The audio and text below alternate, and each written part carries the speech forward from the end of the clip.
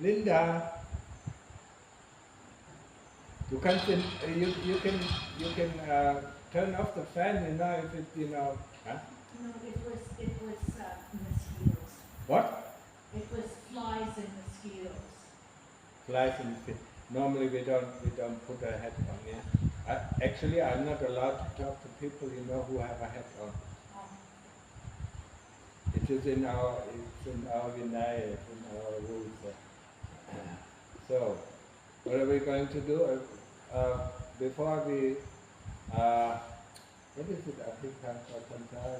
We determined, entering the Pansa. Yeah, the Pansa is 3 months. It's a rains retreat. Yeah, and within the rains retreat, our monastery is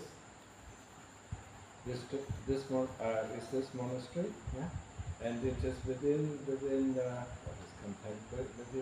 walls. Yeah, within the walls you have to stay every night. Within the walls of this monastery.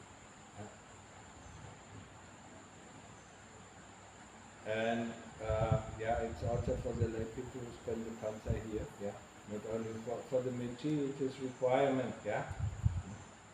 If you cannot, you have to ask permission. Sataha. You can leave for if there is something in emergency. You can leave for a few days. For the monks, the same thing, except for Kupalokan and me, myself. Yeah. We have the time to be in 2 monasteries. So we can be either here or either there, but we cannot be anywhere else. The same thing. Yeah, what is? So, I'm leaving on Thursday. Yeah. No, it is not for you. Yeah? Okay. Yeah. It's only for the people who decided, to stay here for the Pansa. For the other people, of course, it is not. Yeah. I'm leaving at 7:30. She's leaving. Why are you leaving? Yeah? Huh? I'm going to a retreat, a vast retreat for 3 months. She's going to a retreat. Well, what did you do here? Huh? It was an investigation. It's investigation. And the retreat, what is that? In Anton. I've been there before. Well, what is it? Going to? What? Yeah. The Westerners like this Pa'ao, yeah, because it's very mental, yeah. The seven stages of enlightenment, yeah. They have to, yeah. I've seen a lot of guests, coming, yeah, or monks, coming from Pa'ao, yeah. They're already, they're already arahants, they come here. Oh, I'm already an arahant, I finished the 7 stages of enlightenment, yeah. That's good for you, yeah. I'm happy for you that you deduced that you are an arahant, or Sotapanna or Sakadagama or whatever they want. Here we do it the hard way, yeah. So, in this Theravada tradition, is there anything to do with jhanas at all? Jhanas, is it, yes, it is also always mentioned, in the scriptures, yeah, but people normally cannot do the jhanas, yeah. If you do samadhi the way that I described it, yeah, be with the breath, yeah. Be with the breath, until there is no more thoughts and no more memories, even no background thoughts, yeah, coming in, yeah. Then you are in samadhi, yeah. Upachara samadhi. Upachara samadhi can be similar or is similar to the jhana. So you don't need the jhana. If you happen to go into the jhanas instead of upachara samadhi, then you can come and see me and then I can help you. But most of the people don't even come close to it. So upachara samadhi is the important thing, yeah? Because if we don't have upachara samadhi, we cannot do any investigation. Right, that's penetrative. If you happen to go into the jhanas, that is fine, that is even better, But out of 1,000, yeah, very intensive practitioners, There's only one who can do it. Yeah? And that is because he trained it in his previous lives. Yeah? Because if, Lungta Mahabodhi said, if you really want to train the jhanas, that means you are somewhere in a cave for 18 years, and do all the necessary steps to be able to do it. Yeah? But if we have done it in our previous lives and we go and we train for Upachara Samadhi, we automatically then, if we have trained it enough, in our previous life, we automatically enter the jhana. Yeah? But that is very seldom. Yeah? So what I'm hearing you say is the Upachara Samadhi is kind of equal to the first level of jhana. Yes, it can be. Yeah, it can be, and it can go down to the nearly, to the third level of jhana. And Apana Samadhi is, is close to the fourth level of jhana. Yeah? Oh, the Apana. Yeah, Apana Samadhi, and that is very difficult to reach. Yeah? So for Samadhi, for training Samadhi, if we are with the Buddha, if we are the breath, and we are very aware of the Buddha, very aware or concentrated on the breath, and know it at every time how the breath is, and then we notice, or then we know that the breath stops, then we should jump into the knowingness, and then we become one-pointed. And one-pointed means duality does not exist anymore. And that is, you can say that is similar to the fourth jhana. But the fourth jhana still has an object, whereas Upachara Samadhi, Apana Samadhi does not have an object anymore. It's much purer. It's a preview of Nibbana. They are on different levels, Samadhi, it doesn't matter if it is the jhana or some Upachara Samadhi, They are on different levels, Yes, you get a lot of joy, you get a lot of peacefulness through the jhanas, but you get enough peacefulness through Upachara Samadhi, And some people, feel joy or feel happiness or feel peacefulness, but don't worry, don't go on to these feelings, Be aware of the breath, or be aware of the Buddha, Until the Buddha, you feel, the mind goes really into one point, So you can't even think one more Buddha, and then you jump into the knowingness, And that's where the whole universe collapses, It doesn't exist anymore. It has never existed, it exists only in our mental faculty. So if you experience that, will it be a recurring situation or it's like one-off? No, that is training, people can train it to go there every day, But Upachara Samadhi, it is a must that you do, that you go into Upachara Samadhi when the thought and memory stop, to go there every day. It is a must, Before you even start investigating, you have to have this level of Samadhi, Otherwise, without the Samadhi and without the training of Sati, whatever you do is just thinking about. And thinking about, you're old enough that thinking has never solved any problems, But looking at things, understanding how they work, can always solve problems. And that is what Sati is.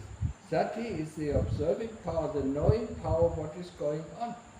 That's what I say, when I talk here about the monastery, look at the ants or look at the squirrels, observe them, and you actually know what they are doing without thinking about it. And that is the same thing, for the breath.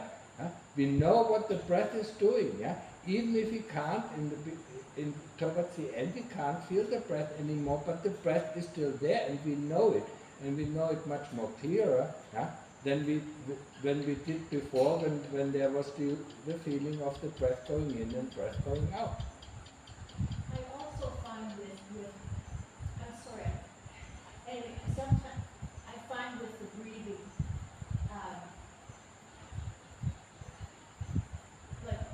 I check which nostril before I start. I check which nostril is open, because sometimes You know, I'm breathing up and down one nostril, and then all of a sudden it's unclear. And once it's unclear, and it's like, okay, what's going on here? It's switched to the other nostril, right? So then I switch to the right. You just feel it here, that you know the air coming in and the air going out. You don't have to go to the nostrils, yeah?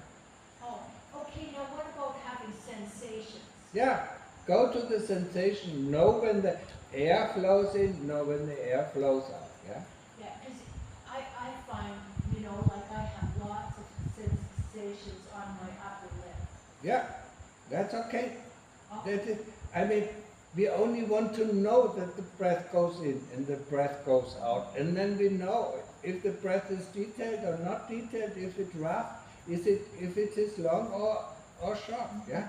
We don't want to control the breath. Right. And that is what you try what you're trying to do. You try to control the breath, and that's why, you know, it goes around, you know, and leaves you confused.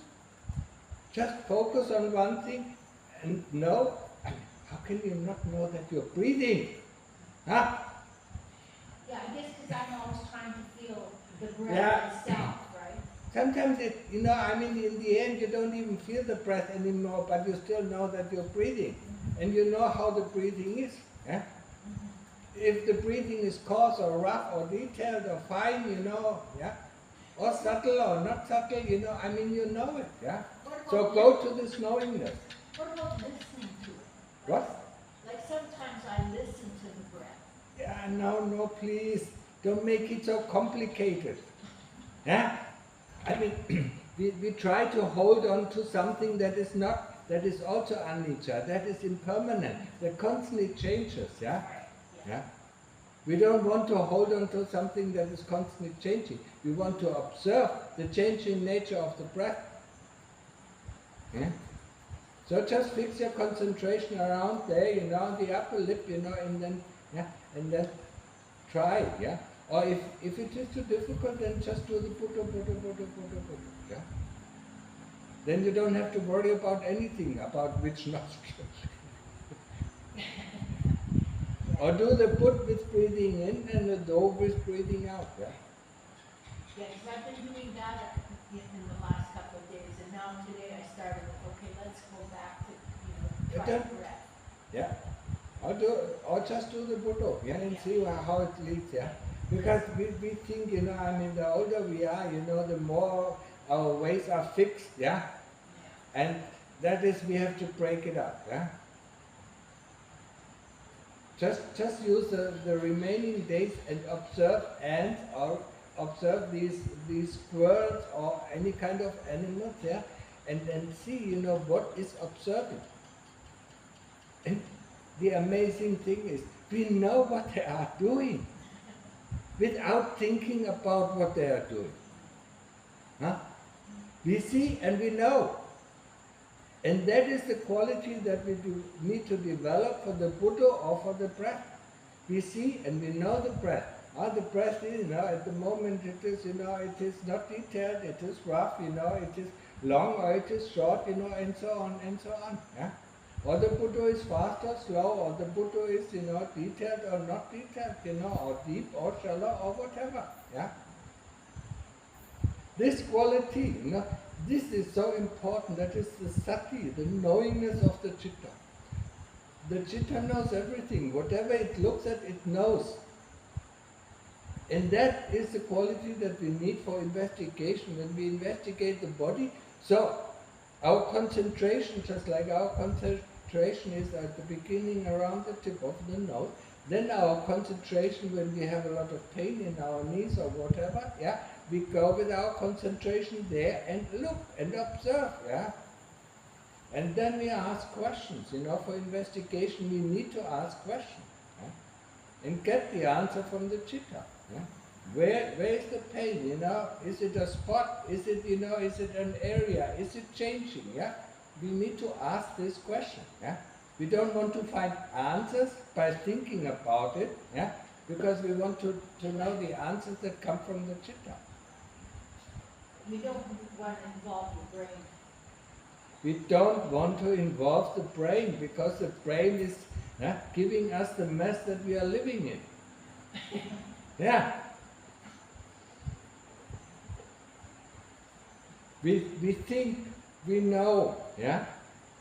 But actually, what do we know?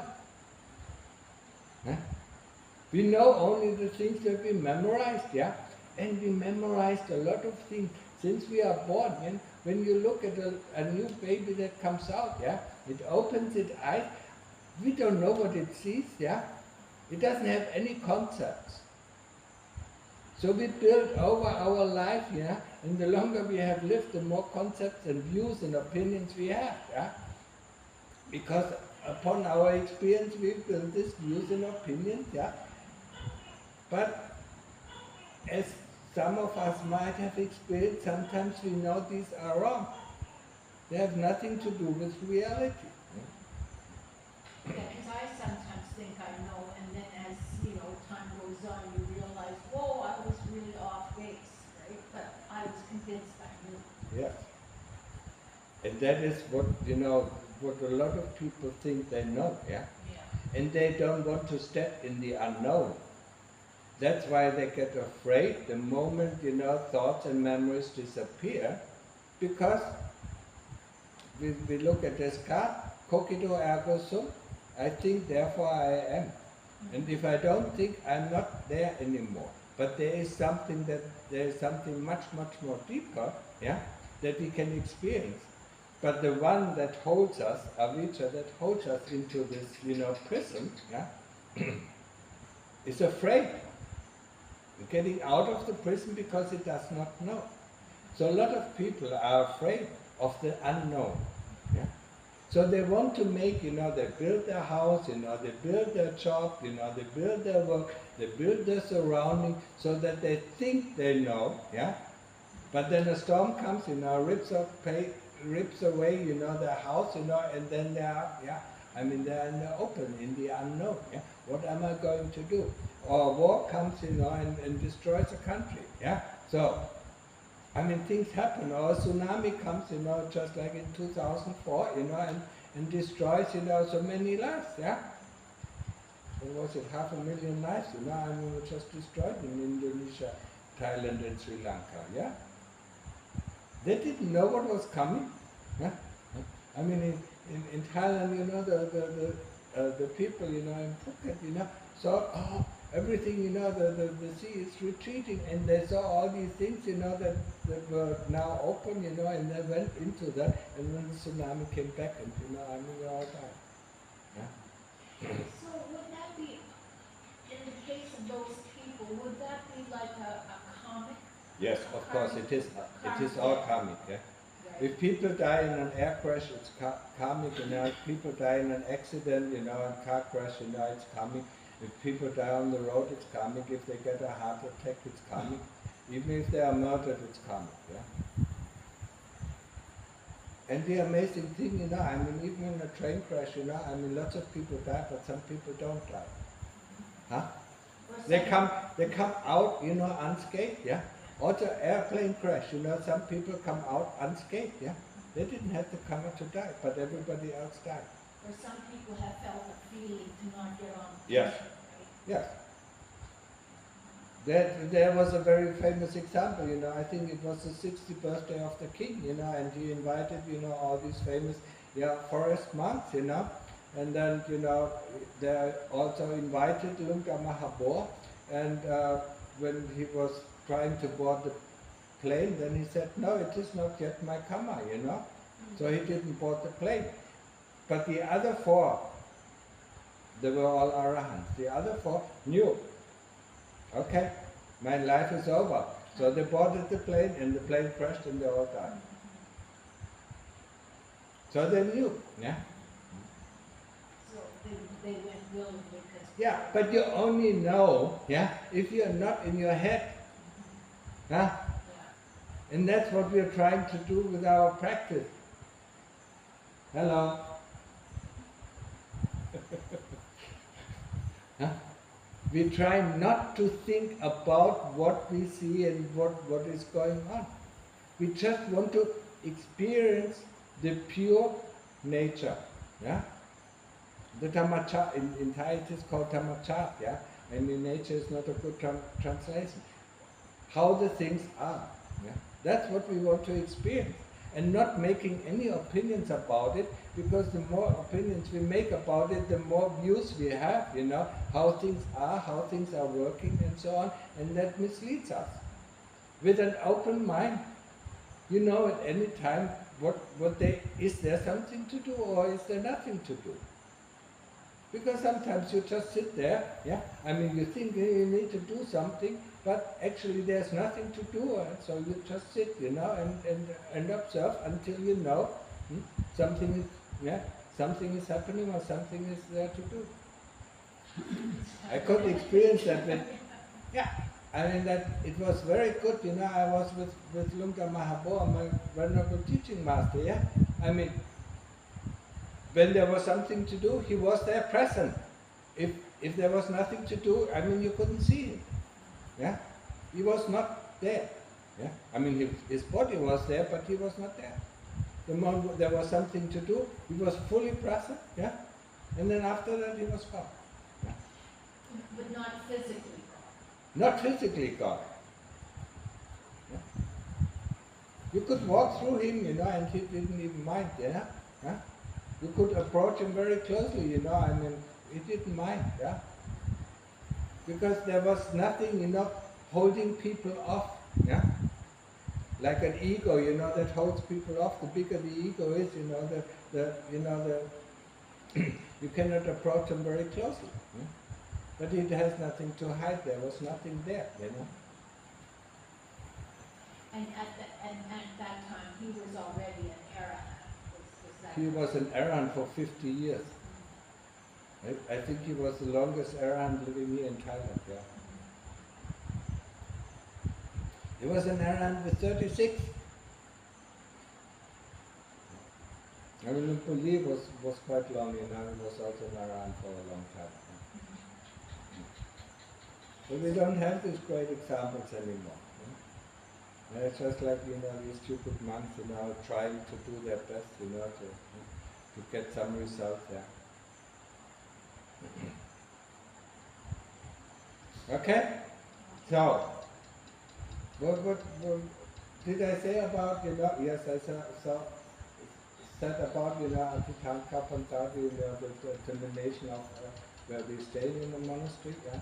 And then, you know, for us, you know, I mean, we practice the Fourth Noble Truth, Sila, Samadhi, and Panya. How? Sila, I mean, the Mechis, you know, and the lay people keep the 8 precepts, the monks keep the 227, the novice keeps the 10 precepts, yeah, that's it, yeah. No haggling about it, no discussion about the precepts, yeah. We just keep them, yeah, and then we train Samadhi. Yeah? We focus on the breath, or we focus on the Buddha, yeah? Close our eyes, sit comfortable, yeah, and then stay with the Buddha, and every thought, every memory we replace with the word Buddha, yeah? We are not interested, we can even use, yeah? Sometimes, you know, I mean, I know it is tough, yeah? In the beginning, yeah, when we start, you know, the training is really tough, yeah? So sometimes I was sitting there and said, no interest, no interest, no interest, no interest, no interest. Whatever came up, because we are interested in the thoughts and the memories come. Why did this memory come up? Where did it come from? You know, I mean, then we are out in thoughts. Yeah, instead of replacing this thought or memory, you know, again with the word Buddha or with our attention on the breath. It is useless to think about because memories are constantly coming in. And thoughts are constantly coming in, but we can, yeah, when we are determined and when we are not interested in thoughts or memories, then they don't come. In your book you said, you know, like, you have these the 5 concepts, right, for the mental. And, you know, so memory and association is one, and thought, and those are the 2 that come up regularly. Yeah. Like when you hear a bird twittering away, Yeah. right? Would that be like your hearing consciousness? That, you know. Yes, it is your hearing consciousness, but the moment you say bird, it is association. Okay, so And then one from free association comes, oh, it is nice, or it is disturbing. Right. Yeah? Then comes the feeling, you hear something, sometimes the feeling comes before, and then you associate, and that is a memory function. We learn that the association is a memory function. Thoughts or sankhara, as in Pali, are short form of thoughts. Long form of thoughts, that are 20 or 30 thoughts, in succession, are also memory, because they are produced together with the memory. And the association. Yeah, and every association, the moment you say tinkling feeling, it's an association. You don't know what you feel, because the moment you put an association on it, or a label on it, you lost your interest. So that is interesting, when we investigate dukkha vedana or painful feelings, the moment we say, this is so excruciating, we lost interest, in this feeling, instead of investigating how does it feel. What is the experience of a feeling? What is the experience of the painful feeling? What is the experience of a pleasurable feeling? What is the experience of tasting, for instance? What is the experience of hearing without association? I remember that I really had a good teacher in Germany, I was very close, he was like a friend to me. He said one time to me, I think after a year, he said to me, just listen, don't use any association. How can I do that, constantly, Until, a year later, I told him, okay, now I understand what you said, And the interesting thing is, at the retreat, there were dogs barking or birds flying, I could hear the sound before they even, entered my ear. And if it enters the ear, it enters the brain, and the associated triggers, And you can see how this matching, process goes on, Because for every sound or for every form, that comes through the eye, there's a matching process in your brain that tries, to figure out, what kind of image you see, But it's so fast, for most of the images so fast because we know them, You look at something, that you are unfamiliar with, then you see the pattern matching process, And that is for everything, for sound, for taste, for everything, for feeling,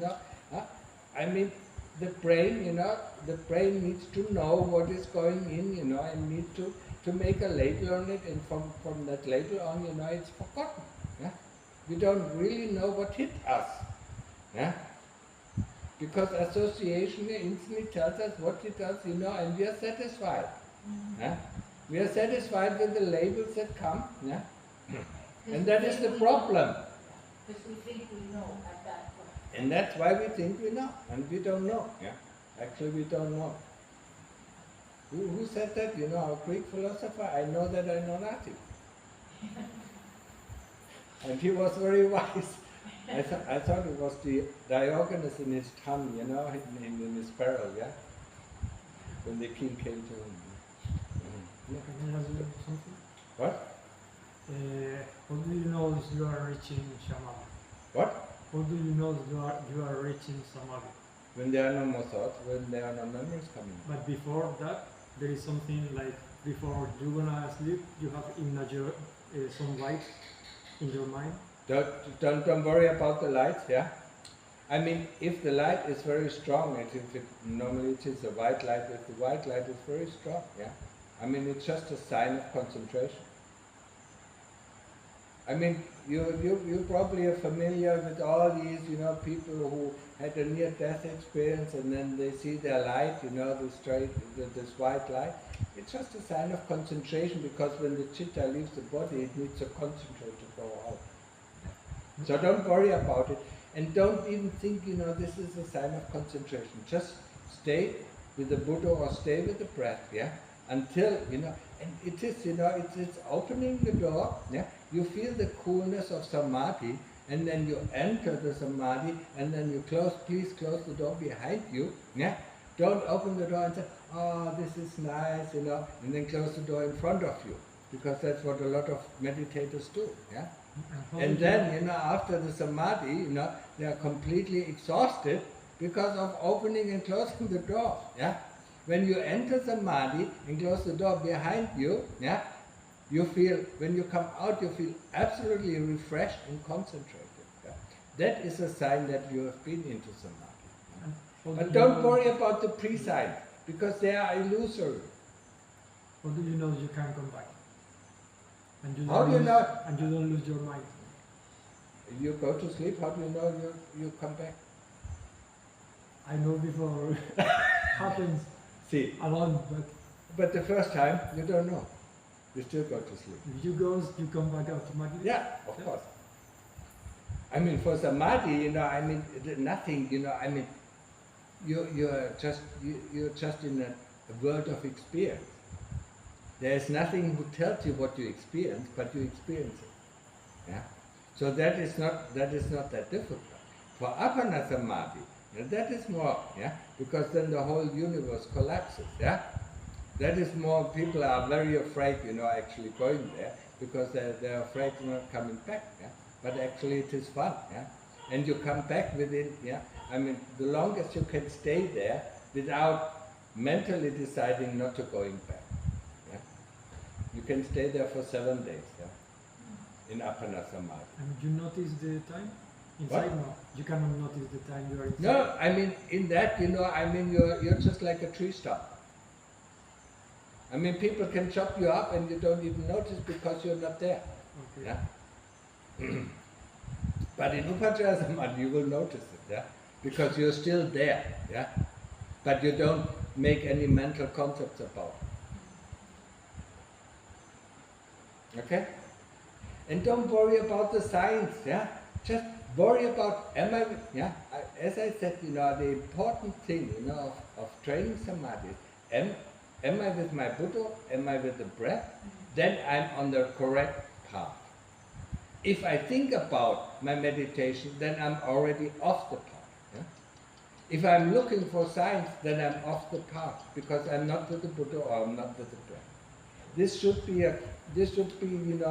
mentally engraved, when you do meditation. Yeah? You're always on the correct, yeah? No matter how your sitting position is, you're always on the correct path if you're with the Buddha or with the breath. Yeah? No matter what signs are coming up. If signs are coming up and they are disturbing you, come and ask me. You can always ask me in the morning, if something happens. Yeah? Or in the afternoon after Pana, you can ask. Yeah? So if something happens, you can always ask. Yeah? So why would the signs be disturbing? What? You said if the signs are disturbing you, why would they be disturbing? The signs, they're just... Yeah, if you see them, and if you see them just like thoughts in the beginning, thoughts coming in, and you see them and you don't pay any interest to them, then they are of course not disturbing. They are not disturbing your concentration. Yeah? Signs are normally disturbing our concentration because we go onto these signs. Yeah? Just and like they go away, right? Of course they go away, and then we feel sorry that they've gone away, because we wanted to know what they are, or what they mean, what is the meaning of them. Yeah? That is the trick of the kilesas, to lure us out of the concentration. That's why I say, if you do concentration, if you know you're on the right path, when you're with your Buddha or when you're with your breath, you're on the right path. If you're thinking about this, or going out for this or for that, then you're not on the right path. Yeah? Well, it also is desire and greed, right? To want. This is a tough thing, because all our life we are programmed to follow our desires. Yeah, so we want something. Yeah, so you have to tell yourself. Yeah, like for myself. I wanted to to samadhi. Want you to go into samadhi. So what do? Yeah, you stay with the breath. Okay, so I stay with the breath. And then this wanting comes up, yeah, what do? Stay with the breath, yeah? And then the wanting comes up, a craving comes up, or the manipulation of the breath comes up. What do? You know, you stay with the breath, observe the breath, yeah? Always go back, you know. When you see, you know, I mean, this desire comes up, you know, I mean, you retreat back to the object, yeah? It's the same thing, you know, it's the same thing, you know, you desire, yeah? I mean, I desired, you know, when I started practice not to be reborn again. Yeah? So when I was, you know, when I was, you know, starting, you know, to get frustrated, then I said, you know, you want to be reborn again? No? Okay, what to do? Samadhi Panya. Okay, let's go back to Samadhi, yeah?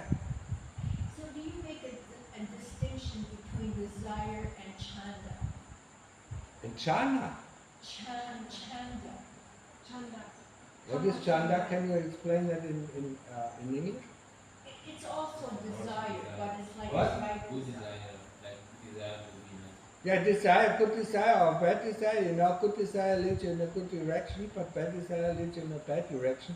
But in the moment of Samadhi, we don't need this. Huh? We need Chanda, or whatever it is called. We need it to sit down and practice, yeah? And then we need it, you know, our determination. Okay, now I'm staying with my breath for the next hour, yeah? Or whatever you determine, yeah? Yeah? And then you go back to the breath, and go back to the breath, and you go back to the breath. Yeah? Yes, of course, you know, desire for you know, without the desire to go to Nibbana, or without the desire not to be reborn again, we don't do anything. Yeah?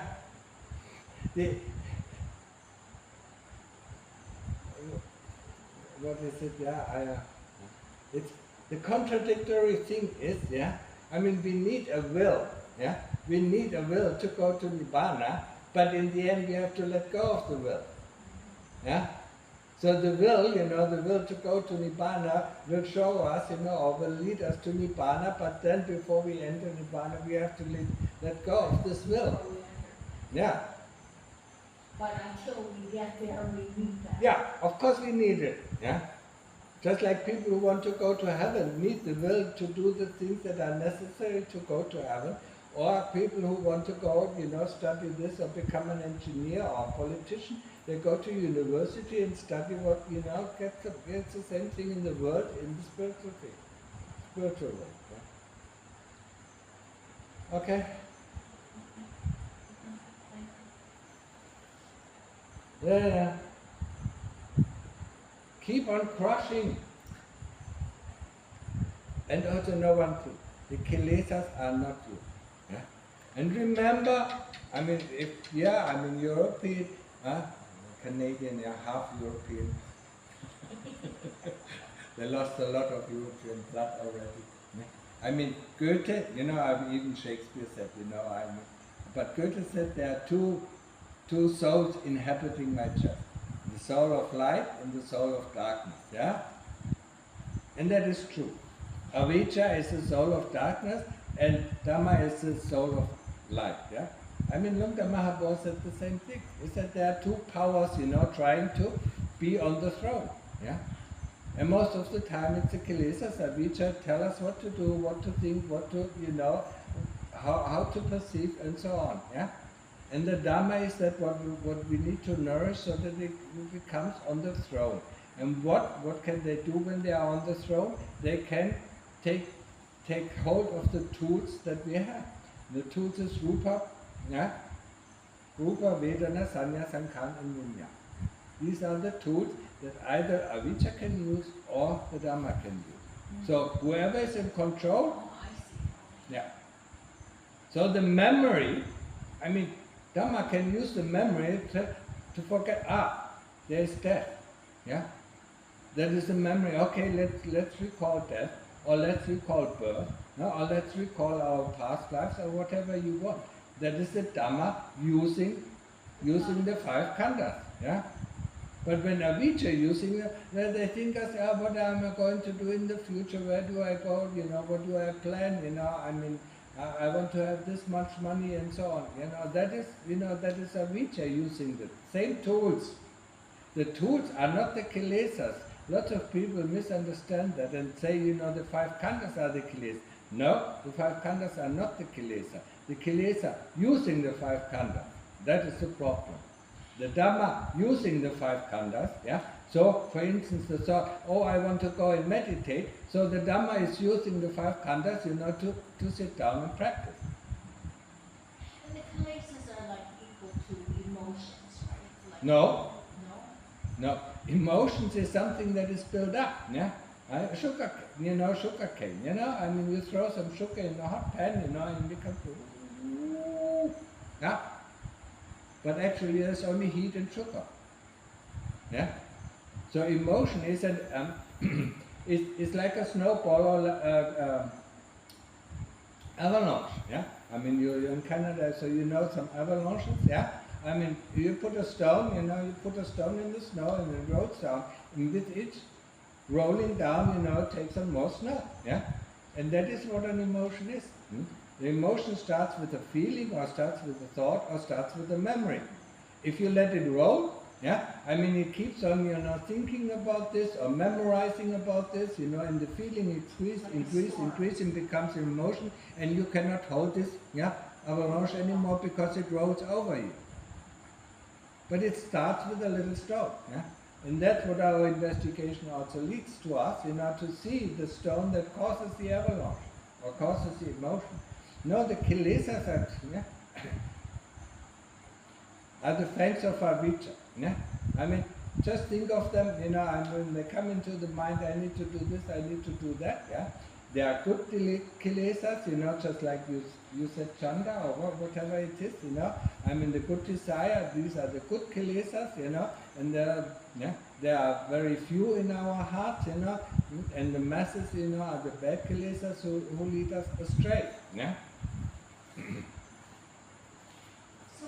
So what we do in our practice is, get rid of the bad kilesas, foster the good kilesas, and then get rid of the good kilesas. Because we need them. What? Wholesome, unwholesome is the same thing. Okay. Yeah. So your actions, wholesome or unwholesome? Yeah. Yeah. Are defined by your thoughts, are defined, by either the Dhamma or the kilesa, yeah, or avijja. Yeah. When you want to understand, avijja is the mastermind behind everything, yeah.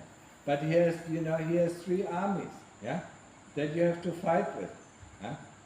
That is greed, hatred, and delusion, yeah. And greed and hatred are in forefront, and delusion pushes greed and hate in the forefront. What we see, is not delusion, even if we think we are deluded. What we see is greed and hatred, yeah? So we have to get rid of greed and hatred before we can actually tackle delusion that is much more difficult than tackling greed and hatred, yeah? So greed and hatred are eliminated through subha? Yes. Through the investigation of the body, the loathsomeness of the body. But the first thing is, distance yourself from the body before you can really investigate. Yeah, the samadhi first.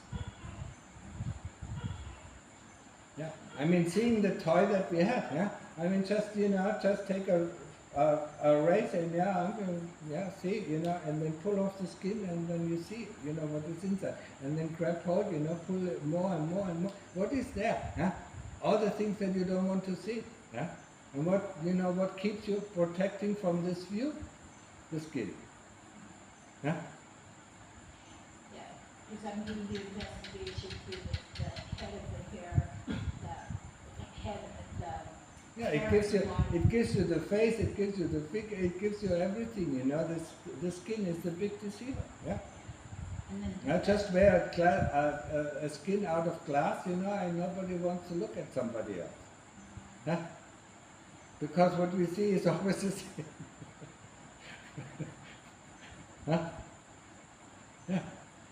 I mean, no matter, if you're old or young, when there's skin of glass, I mean, you see, inside it's the same thing, yeah? Huh? So it's the utmost illusion that we are, yeah, that we are so attached to. And that's why we have to break. Yes. Greed and hate are rooted in this body, and the sense, of course, including the senses of the body. The love to see something, love to hear something, the love to feel something, the love to taste something. And of course, for some people, they don't care about all these things, they only care about one thing, thinking. They love to think, until they get crazy. They can't stop thinking, that's when you get crazy. The moment you stop thinking, you're sane. The more you think, the more insane you are. Okay, so that's enough for today, huh?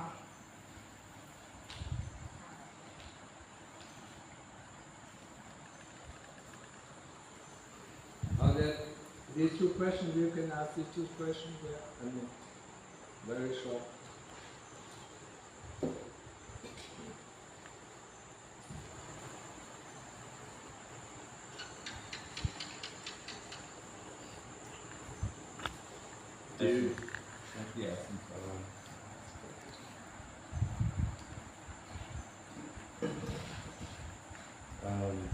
If investigating ill will, hatred, leads to its apparent disappearance, and either a feeling of peace or euphoria settles, am I answering my own question by concluding that ill will only transforms into something else? Yeah. Here, this person has to look, what is actually happening. If you concentrate on something, and your mind, is just concentrated and it is not thinking, the things that you concentrate on normally disappear. Right? Ill will is formed, by thoughts and memories, If you start, to investigate ill will, it disappears. And because of the concentration, some pleasant feelings arise, So that is normal, But it has nothing to do, it doesn't disappear, It is not uprooted because of that. Okay,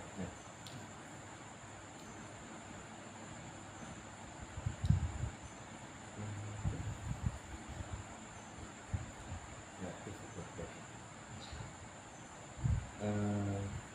I decided to be more disciplined in everything I do. I started making my bed, etc. I became more aware of the breath during daily activities. The issue I faced is that I became afraid during my interaction with others to have useless chatter or to develop conceit. Then I became less connected to others. To put an end to this fear, I decided to be mindful of my breath more with others, not to develop conceit. And then I decided to just be aware of the breath. The fear disappeared, but my awareness with the breath during daily activities as well. I wonder if you have any advice. That is impossible. Of course, if you are aware of the breath and don't think about anything and no memories are coming up, fear of course has to disappear. When we go into Upachara Samadhi, there is no fear, there is no voice, there is no future, there is no past. Actually, if he does it correctly, if he is really staying with his breath all the time, he is absolutely connected without chatter or without anything. He fears of mental,